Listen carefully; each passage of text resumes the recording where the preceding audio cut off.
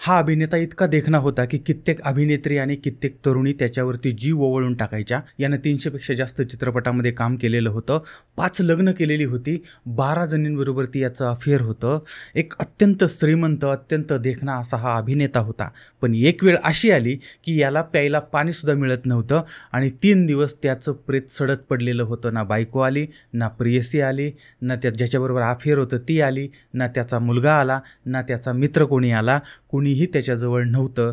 त्याची body claim करायला सुद्धा त्या ठिकाणी कुणी नव्हतं. या अभिनेत्याचं नाव आहे महेश आनंद. महेश आनंद यांनी सुरुवातीला जीवनाचा प्रचंड आनंद उपभोगला होता आणि नंतर मात्र जनावराच्या सारखा त्या माणसाचा मृत्यू झालेला होता. आजची कहाणी आहे आनंदाचे दुःख.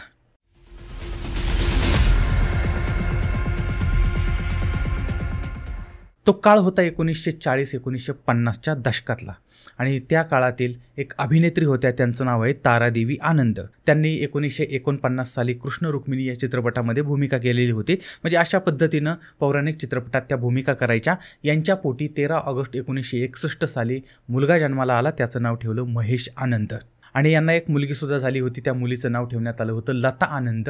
अशा पद्धतीने हे भाऊ बहीण होते. लहानपणापासून ते दोघंही ॲक्टिव्ह होते.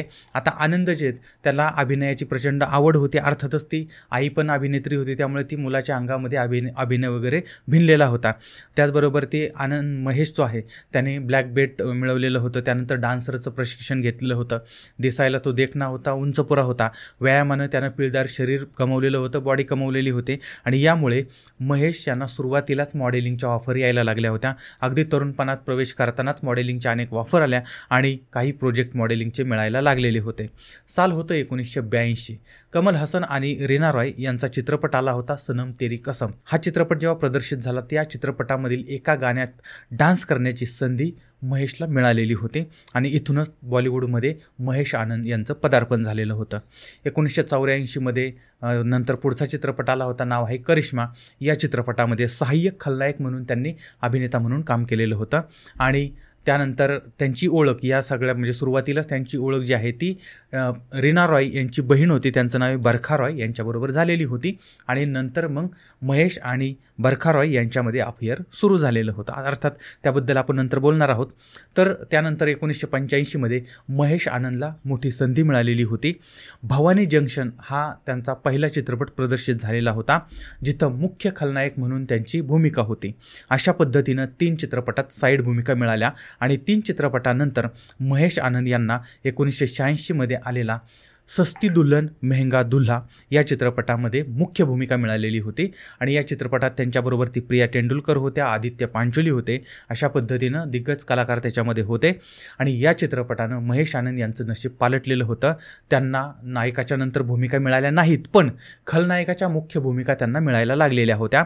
अमिताभ बच्चन यांचा शहनशाह, त्यानंतर संजय दत्त यांचा गुमराह, गंगा जमुना, त्यानंतर तुफान चित्रपट यांसारख्या चित्रपटामध्ये खलनायक म्हणून ते पुढं आलेले होते. तर अशा पद्धतीनं आता त्यांच्या अभिनयाला सुरुवात झालेली होती.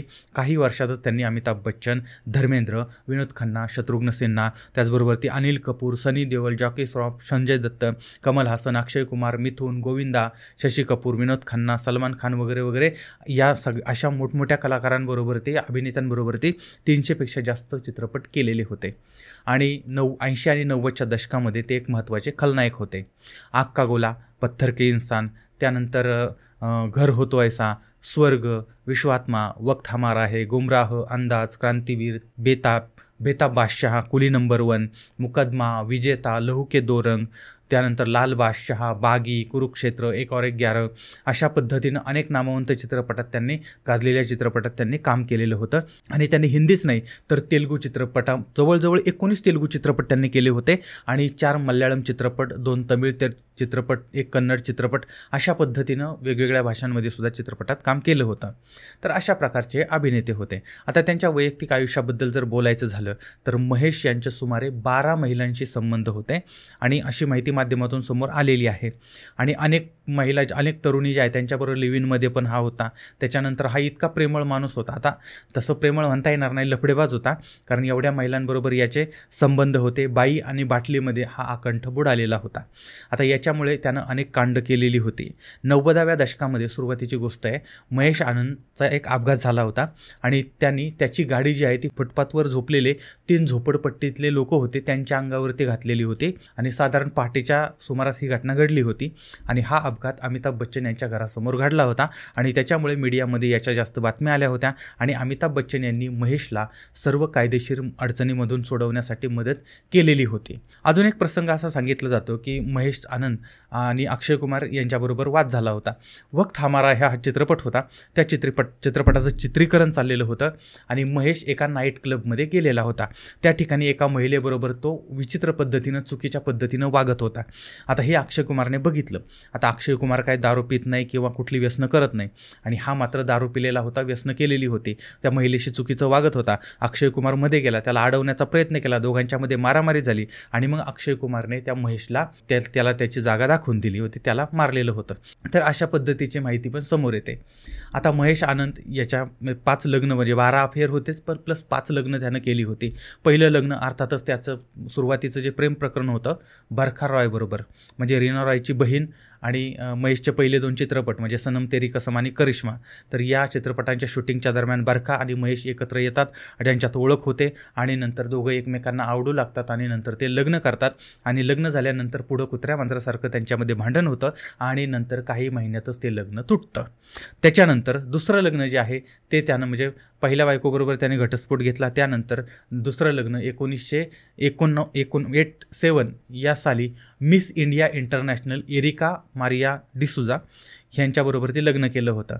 आता मारिया जी आहे तिनं अनेक चित्रपटात हात आजमावण्याचा प्रयत्न केला होता आणि राज कपूरच्या हिना चित्रपटासाठी तिनं ऑडिशन पण दिलेलं होतं, पण या भूमिकेसाठी तिला घेतलेलं नव्हतं. पण यांनी दोघांनी, म्हणजे महेश आणि एरिका यांनी लग्न केलं. दोघांना एक मुलगा झाला होता, त्याचं नाव ठेवलं होतं त्रिशूल. आणि त्यानंतर पुन्हा महेश आणि मारिया यांच्यामध्ये भांडणं व्हायला लागली. त्याच्यामुळे ती बायको जी आहे ती कॅनडाला, टोरंटो या भागामध्ये निघून गेली आणि तिनं महेशबरोबर ती पूर्णपणे संबंध तोडून टाकले होते, कारण त्याचं वागणंच असं होतं. आणि त्याच्यानंतर तिने त्याच्या मुलाचं नाव त्रिशूल होतं, ते नाव बदललं आणि अँथनी वोहरा हे नाव त्याचं ठेवलं. आणि आता तो अँथनी जो आहे तो एका गव्हर्नमेंट शेफ जो आहे त्या ठिकाणी तसं काम करतो आहे. आणि ती एरिका जी आहे किंवा ती मारिया जी आहे तिनं दुसरं लग्न केलेलं आहे. अशा पद्धतीनं महेश आनंदचं दुसरं लग्नसुद्धा मोडलं होतं. त्याच्यानंतर आता त्यानं तिसरं लग्न केलं मधू मल्होत्रा या तरुणीबरोबर, ती म्हणजे कर्ज किंवा सत्ते पे सत्ता, चीक, पडोस की बीवी अशा पद्धतीच्या चित्रपटात काम करणारी अभिनेत्री होती मधू मल्होत्रा. 1992मध्ये महेश आनंदनं मधूबरोबर ती लग्न केलेलं होतं आणि नंतर काही काळ त्यांच्यामध्ये वाद झाला आणि भांडणं झाली होती, त्यामुळे ते वेगळे झाले होते. अशा प्रकारे तिसरं लग्न मोडलं. त्यानंतर चौथं लग्न केलं होतं अभिनेत्री उषा बच्चानी. आता या महेशने 1999मध्ये हे लग्न केलेलं होतं आणि उषा बच्चानी ही एक प्रसिद्ध TV स्टार होती आणि नंतरच्या काळात ती गर्भवती होती असं बातम्यांमध्ये येत होतं. पण महेशनं तिच्यावरती दारूच्या नशेमध्ये बलात्कार केला, तिच्या मनाविरुद्ध अत्याचार केला आणि त्यामुळे त्यांच्यामध्ये परत वाद झाला. दारू पिऊन यायचा, वाद घालायचा, भांडणं करायचा, मारहाण करायचा. त्याच्यामुळे मग तिनं त्याच्याबरोबर ती घटस्फोट घेतला आणि त्याला सोडलं. त्यानंतर या महेशनं 5वं लग्न केलं 2015मध्ये एका रशियन मुलीबरोबर, ती नाव होतं लाना. आणि 2019मध्ये ती सुद्धा त्याच्यापासून दूर गेलेली होते. अशा पद्धतीनं जवळजवळ 5 लग्न त्यानं केलेली होती आणि नंतर ती मोडलेली होती. आता याचं कारण काय होतं तर याची दारू, याचा बाहेरखालीपणा, अत्यंत चुकीचं वागणं आणि या सगळ्यांमुळे सगळ्या बायकांनी, त्याच्या ज्या प्रियसी होत्या त्यांनी त्याला सोडलेलं होतं. महेश आनंदची अवस्था दुरून डोंगर साजरे अशी होती. म्हणजे तो दिसायला देखणा होता, पैसेवाला होता, चांगला ॲक्टर होता, प्रसिद्ध होता. अनेक जणी हे सगळं बघून त्याच्या जवळ यायच्या आणि काही काळातच त्यांना मग चुकीचे अनुभव यायला लागले की त्याला सोडून द्यायच्या. आणि या सगळ्यांमुळे महेश जो आहे तो एकटा पडलेला होता. जवळचे लोक दुखावलेच होते, त्यामुळे आता त्याला कुणीही मदत करत नव्हतं, कुणीही जवळ त्याच्या नव्हतं. आणि काम मिळणंसुद्धा कठीण झालेलं होतं, कारण ज्यांना ज्यांना दुखावलं होतं ती माणसं अजून बाहेर जाऊन सांगायचे आणि त्याच्यामुळं काम मिळत नव्हतं. दारू आणि चुकीचे नाद याच्यामुळे हा कलाकार त्याच्या चक्रव्यूहामध्ये गुंतून पडला होता. आता महेश आनंद हा एकटाच मुंबईमधील किनारा अपार्टमेंट आहे, यारी रोड, वर्सोवा या भागामध्ये राहत होता आणि 1986मध्ये त्याला तसं काही काम मिळत नव्हतं, आता बेकार बसलेला होता. आणि त्यावेळेस मग त्यांनी आणि त्याच्या एका मित्राने जाहिरात एजन्सी काढली होती, स्टॅलियन प्रोडक्शन, आणि त्याच्यामध्ये जाहिरातीचं काम, बाकीचे व्हिडिओ वगैरे असं बनवण्याचं काम होतं आणि त्याच्यामध्ये महेश काम करत होता. आणि महेशच्या जीवनामध्ये अजून एक घटना घडली होती. 2000च्या सुरुवातीला एका चित्रपटाच्या चित्रीकरणादरम्यान स्टंट करत असताना त्याचा अपघात झाला. पाठीमध्ये गंभीर दुखापत झाली आणि हा अपघात इतका गंभीर होता की त्याच्या शरीरावरती खोलवर जखम झाली होती, मार लागलेला होता आणि हाताचे पायाची हाडं तुटलेली होती आणि तो 5 ते 6 महिने त्या रुग्णालयामध्ये होता आणि त्याच्यानंतर पुढचे 3-4 वर्ष तो बेडवरती होता.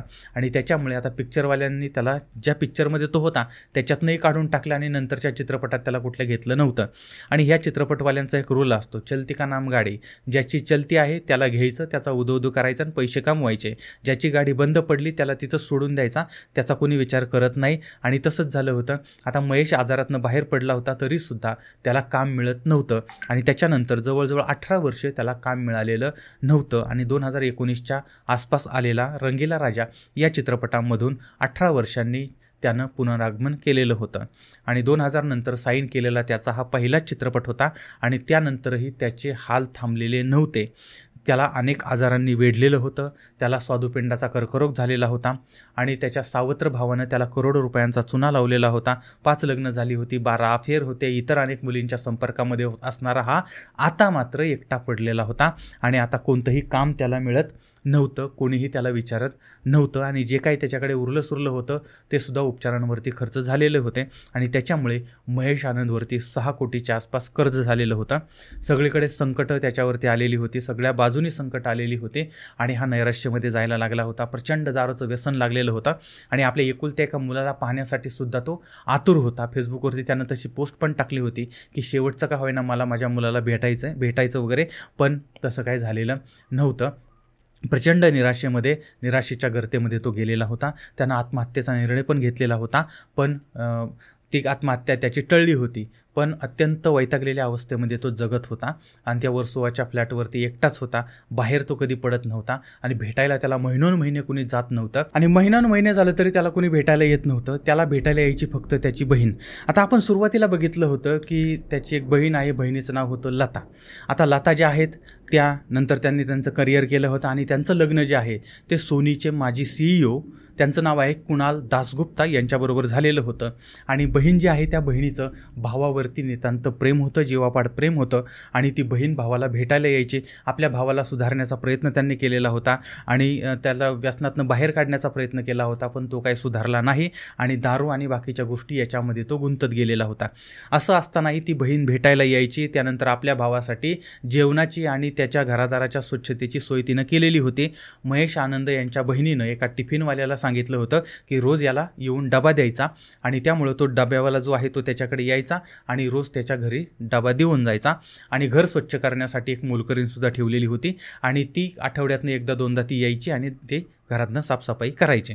तर अशा पद्धतीनं आता त्याचं जीवन चाललेलं होतं आणि बहीण त्याला काही पुरवत होती, त्याला मदत करत होती. तारीख होती 7 फेब्रुवारी 2019. आता त्याच्या घराच्या बाहेर टिफिन जो आहे तो तसाच राहिलेला होता. पाठीमागच्या 2 दिवस झाले तरी टिफिन काय आनंद यांनी उचललेला नव्हता. मोलकरीणसुद्धा काही घरी आलेली नव्हती. आता महेश आनंद यांचा फ्लॅटचा दरवाजासुद्धा 2-3 दिवसापासून उघडलेला नव्हता आणि टिफिन देणाऱ्यानं मग ही माहिती सोसायटीमधले जे कार्यालय आहे त्या कार्यालयाला कळवली किंवा 2-3 दिवस झाले यांनी डबा काय उचललेला नाही आहे, नक्की काय प्रॉब्लेम झाला आहे. आणि त्याच वेळेस त्या घरातनं दुर्गंधी यायला लागलेली होती. आता काहीतरी अनुचित प्रकार घडला आहे असं शेजाऱ्या पाजाऱ्यांना वाटलं आणि त्यांनी पोलिसांना कळवलं. पोलीस तिथं पोहोचले. त्यानंतर दरवाजा तोडला गेला, घरात आतमध्ये प्रवेश करण्यात आला फ्लॅटमध्ये आणि त्यावेळेस ट्रॅकसूट घातलेला महेश यांचा कुजलेला मृतदेह सोफ्यावरती पडलेला होता आणि सोफ्यावरतीच हाताच्या जवळ त्यांच्या एक दारूची बाटली, न संपलेली वाईनची बॉटल होती आणि अर्धवट खाल्लेलं अन्न होतं आणि त्या अन्नाला अक्षरशः बुरशी लागलेली होती आणि महेश आनंद यांचा हा मृतदेह तिथं सडायला लागलेला होता. मग ती बॉडी जी आहे ती बॉडी त्यांनी उचलली आणि रुग्णालयामध्ये पाठवली, पोस्टमॉर्टमला पाठवली आणि 2 दिवस त्या बॉडीला क्लेम करायला कुणीही आलेलं नव्हतं. आणि नंतर ही माहिती त्या बहिणीला समजली आणि बहीण कूपर हॉस्पिटलमध्ये तो मृतदेह घ्यायला गेली आणि 2 दिवसानंतर तो घेऊन थेट, इतका सडलेल्या अवस्थेतला मृतदेह होता की थेट त्या रुग्णालयामधून स्मशानभूमीमध्ये नेण्यात आलं आणि तिथं अंत्यसंस्कार करण्यात आले होते आणि त्याच्या अस्थी त्याच्या कुटुंबियांनी नाशिकमध्ये विसर्जित केलेल्या होत्या. तर अशा प्रकारे एका कलाकाराचा दुःखद शेवट झालेला होता. आता या माणसाकडे सगळं होतं, म्हणजे पैसा होता, सौंदर्य होतं, आरोग्य होतं, चांगले जोडीदार होते, चांगलं काम होतं, चांगला पैसा होता, यानं अनेक चित्रपट निर्माण केलेले होते. पण याचं चरित्रहीन वागणं, अनेकांशी असणारं लैंगिक संबंध, दारूचे व्यसन, पैशाचा, शरीराचा अहंकार आणि आपल्याच जोडीदारांवरती अन्याय आणि अत्याचार, याच्यामुळे याची ही अवस्था झाली. आता या बाबतीत तुमचं काय मत आहे ते सुद्धा जरूर कळवा आणि कलाकारानं कसं असलं पाहिजे आणि कसं नसलं पाहिजे हे या उदाहरणावरून आपल्या लक्षात येतं. तर पुन्हा भेटूया पुढच्या भागामध्ये एका नवीन विषयासह. तोपर्यंत धन्यवाद.